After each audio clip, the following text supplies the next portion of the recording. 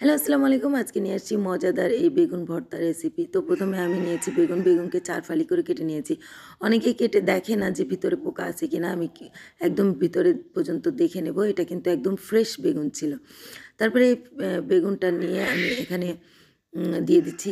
দিয়ে দেখেন এখানে টমেটো দিয়ে দিচ্ছি, ছোট্ট একটা আলু দিয়ে ঢেকে ৫-৭ মিনিট একটু সিদ্ধ করে নিলাম। সিদ্ধ করে নেওয়ার পর আমি আবার স্মোকি ভাব আনার জন্য আমি বেগুনগুলি পুড়িয়ে নিচ্ছি, টমেটোগুলো পুড়িয়ে নিচ্ছি।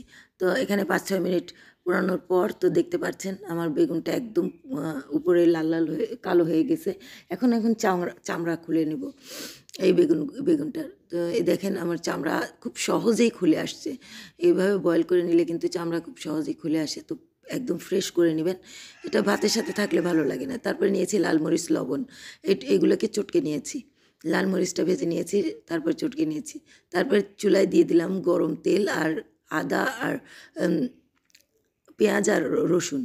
তো গরম তেলে এই যে পেঁয়াজ আর রসুন এখানে তড়কা দিয়ে দিলাম। তো কেমন ভর্তা করে নিব তারপরে। তো কেমন লাগলো আমার এই রেসিপি?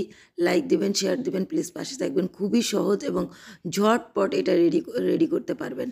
আর ভাতের সাথে খেতে অনেক মজা। আল্লাহ হাফিজ।